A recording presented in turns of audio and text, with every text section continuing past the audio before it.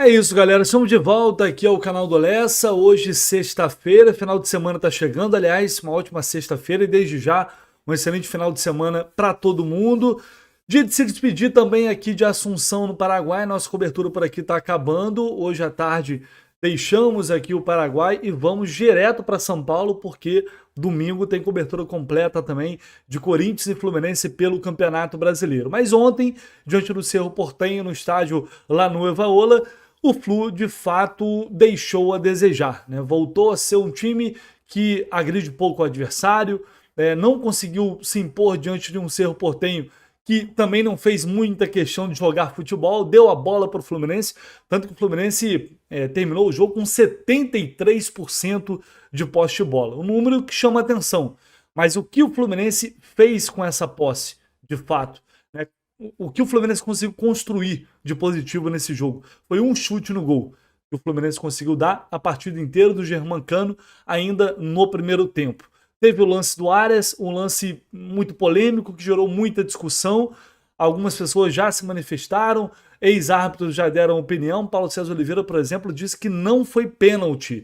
Eu vou trazer, enfim, tudo isso aqui para vocês neste vídeo, além da preocupação com o André, as informações que eu tenho do André neste momento e também a palavra do técnico Fernando Diniz, além da zona mista, entrevistas exclusivas que fizemos nessa cobertura direto lá do estádio La Nueva Ola. Só vou te pedir para aquela moral de sempre nessas coberturas fora de casa. Aliás, agradecer a vocês também, né? Porque ontem a gente teve muita dificuldade para colocar a transmissão no ar, muito difícil mesmo, não tinha internet. Assim, a gente foi muito maltratado pelo assessor de imprensa do Cerro Porteño, e só depois de uma reclamação pública envolvendo a Conmebol, eles conseguiram resolver e fornecer um Wi-Fi minimamente confiável, mas a gente já estava com mais de praticamente uma hora de atraso na transmissão, sendo que a gente chegou por volta das 2h30, entre 2h30 e 3 horas da tarde no estádio. Ou seja, a gente chegou bem antes para tentar evitar esse problema. Então foi desgastante, foi estressante, mas no fim das contas deu certo e valeu a pena graças ao apoio que vocês demonstram todos os dias para o nosso trabalho. Aqui no canal do Lessa, no Jornada KTO 1902, com o Fio, com o Gabriel, a gente conseguiu entregar, acredito eu, uma transmissão decente para vocês. Pena que o jogo não correspondeu à expectativa. Então, deixe seu like, seu comentário, se inscreva aqui no canal do Lessa, peço de coração, estamos chegando, estamos muito próximos já da marca de 100 mil inscritos, vai ser mais uma marca especial, mais uma marca inesquecível aqui para mim com vocês. Eu, obviamente, só vou conseguir com a ajuda de todos. Então, vamos lá que tem muita notícia aqui nesse vídeo. Bom, a gente vai trazer aqui o lance do Arias, a opinião do Paulo César Oliveira, de antemão para a gente discutir essa questão do pênalti, porque no primeiro momento eu tive uma percepção, depois de ver o lance agora, já no hotel com mais calma, eu tive outra, e eu acho que vale sim o debate sobre isso. Mas, assim, a gente viu um Fluminense de fato que foi um time que não fez questão de mudar o roteiro de um jogo extremamente chato, um jogo modorrento mesmo, onde ninguém queria ganhar. Parecia que as duas equipes estavam ali para fazer o tempo passar. Foi muito decepcionante porque a gente espera uma evolução, e desse jogo não dá para tirar muita coisa. Assim, dá para tirar um ponto que, em termos de classificação, mantém ali o Fluminense na liderança, com um ponto à frente na liderança do grupo A. São 2 jogos fora de casa na Libertadores, 2 atuações fracas, 2 pontos conquistados. O jogo em casa, mesmo sem ser brilhante, o Fluminense venceu, conquistou 3 pontos. O recorte da Libertadores ele não é muito positivo até aqui. Mas, enfim, olhando para frente, o Fluminense agora vai ter o Colo-Colo fora, que é mais um jogo difícil, e depois 2 jogos em casa contra Cerro e Aliança, quando o Fluminense tem, obviamente, totais condições de conseguir essas vitórias para se classificar e tentar se classificar na primeira posição. Pelos comentários que vi nas redes sociais de vocês, no chat, no pós-jogo de ontem, a torcida realmente ficou muito insatisfeita com a postura do time, né? Porque, e eu falei isso no pré-jogo, às vezes pode até perder, empatar, mas a postura do time, ela determina muito o sentimento do torcedor após a partida. Eu acho que o sentimento de todos depois do jogo foi de que o Fluminense jogou para o gasto, jogou para tocar, para dar passe para o lado, para lá e para cá, sendo um time previsível, um time que não agride o adversário, um time que não consegue impor o seu ritmo, que não consegue fazer a movimentação, a marcação se movimentar para criar os espaços. E eu acho que tem muito disso também em cima de um John Arias que não, nesses últimos jogos, já há algum tempo, nesse último mês, vem jogando mal. De fato, ontem ele teve uma atuação muito ruim, na minha opinião. O Ganso também ontem não jogou bem. Com isso, o Cano acaba ficando muito apagado e a gente não vê aquelas tabelas do Cano com Arias, aquelas triangulações. A gente viu o Marquinhos tentando alguma jogada individual, mas mesmo assim, sem muito brilhantismo. O Martinelli errou muito no primeiro tempo. Então, assim, de uma forma geral, o time teve uma atuação técnica bem abaixo e por isso até, se a gente olhar para o que foi o jogo, 0-0 foi muito justo. Inclusive, o próprio técnico Fernando Diniz concordou com isso. Então, é um jogo que não dá para tirar conclusão, não dá para dizer que o Fluminense evoluiu em nada. Se o primeiro tempo contra o Bragantino e o primeiro tempo contra o Vasco vão ser uma constante daqui em diante, ainda não dá para dizer isso. E domingo tem um jogo muito importante diante do Corinthians.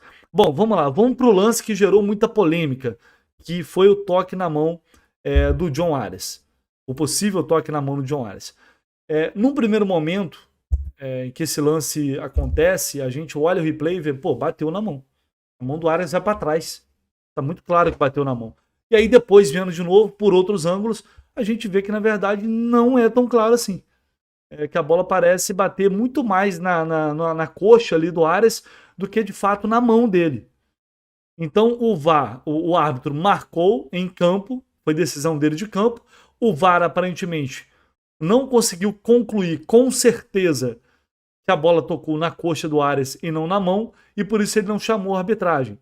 Porque se o VAR não chega a uma conclusão definitiva e objetiva, o árbitro de campo não deve ser chamado, a decisão de campo deve prevalecer. Isso é o que está no protocolo, e eu acho que foi isso que ocorreu, e por isso o árbitro não foi para consultar a imagem. Prevaleceu a decisão de campo. Pois bem, o Paulo César Oliveira se manifestou e disse isso aqui. Vou compartilhar com vocês. Aqui é o que disse Paulo César Oliveira.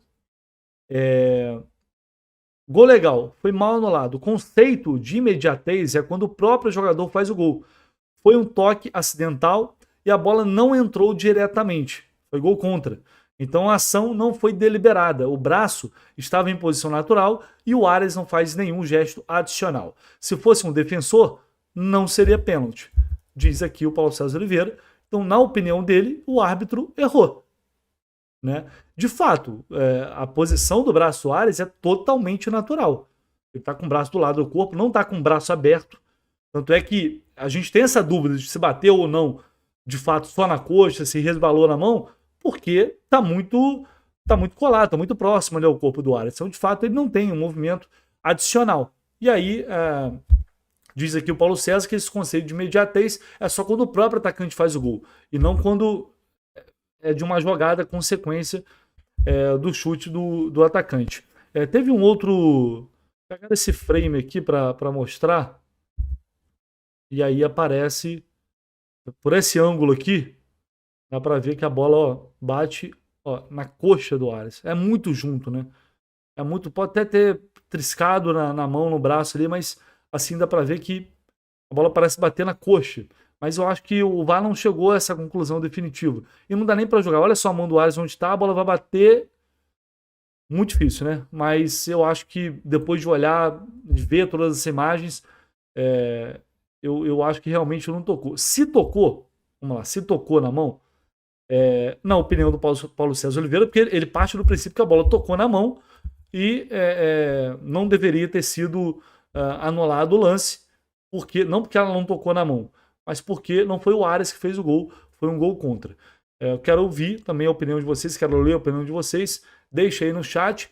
É claro que prejudicou o Fluminense, obviamente se o gol foi mal anulado, é óbvio que o Fluminense teve um prejuízo no jogo, mas, convenhamos, eu acho que não dá para jogar a responsabilidade totalmente em cima da arbitragem, num lance ali que não é simples, principalmente tendo em vista a atuação muito fraca do Fluminense nesse jogo. Bom, uma grande preocupação de ontem foi o André, que infelizmente teve uma lesão, né, num chute ainda no primeiro tempo. Infelizmente ele acabou levando a pior, deixou o campo no finalzinho da primeira etapa, chorando muito, né? Uma imagem que, enfim, deixou a todos nós muito tristes, que impressiona muito. E o que preocupou ainda mais é porque o André deixou o estádio de muletas, né? A última vez que o jogador deixou o estádio de muletas foi o Lele e ele teve uma lesão muito séria e por isso assusta demais. Logo após o jogo, o Fluminense ele divulgou um comunicado dizendo o seguinte: o André sofreu um trauma no joelho direito na partida contra o Cerro Porteño no Paraguai e ainda será avaliado, né, ou reavaliado, porque no vestiário sempre tem uma primeira avaliação. Mas o que eu apurei, o que eu ouvi de pessoas que estavam no estádio é de que a situação preocupou de fato. A situação assustou um pouco a todos, ele vai ser reavaliado. Eu ainda vou ver se ele vai para São Paulo ou se ele já vai direto para o Rio de Janeiro para ser examinado lá. Essa é uma coisa que eu ainda tenho que consultar junto ao Fluminense. Mas, enfim, de fato, essa situação do André preocupa muito. O que nos resta é torcer para que não tenha sido nada demais, para que tenha sido só um susto, porque ele é um jogador muito importante para a equipe, né? Que assim seja, vamos esperar por boas notícias. Bom, após o jogo, o técnico Fernando Diniz falou sobre a atuação do time, deu a opinião dele, dizendo que o Fluminense jogou o jogo da forma que tinha que jogar, a visão do Diniz, e falou sobre o afastamento dos 4 jogadores, e era importante ouvir o Diniz, afinal de contas ele é o chefe do time, é ele que certamente, né, teve um papel muito importante nisso tudo, e ficou muito insatisfeito com a atitude daqueles jovens. O Diniz foi muito firme nessa resposta. Em relação aos jogadores, foi algo inadmissível em qualquer época, principalmente nos tempos de hoje. E a gente espera que sirva de correção para esses e para outros, e também para o futebol brasileiro, a questão de se levar as coisas muito mais a sério, porque tem muita coisa envolvida no futebol profissional. São muitas famílias envolvidas e a gente tem que fazer com que a gente aumente ao máximo a nossa chance de ganhar, sem nunca ter a certeza de que vai ganhar. Mas a gente tem que trabalhar com respeito e com o máximo de empenho para que as coisas aconteçam da maneira correta. Em relação ao jogo, foi um jogo, o principal adversário, um dos principais adversários do jogo hoje foi o campo. Esse campo parece muito o campo da Ilha do Retiro, do Sport. O Barradão não sei como é que está hoje, mas na minha época quando eu jogava também, é um campo que parece que ele está bom, mas ele é um campo muito diferente, é uma grama e um tipo de solo que segura muito a bola, então o jogo fica muito lento. A gente teve que se adaptar ao campo, se adaptar rapidamente ao estilo de arbitragem e àquilo que o Cerro Porteño também propunha, que é algo parecido com o que aconteceu lá contra o Alianza Lima, que era um campo um pouco parecido, esse mais pesado ainda. E para a gente ter mais chance de fazer o gol, a gente tinha que se arriscar bastante, teria que fazer um jogo mais por dentro para poder desestabilizar o corredor central, para depois usar o lado, e tentando fazer isso, a gente ia ficar muito vulnerável para os contra-ataques, era o que eles queriam.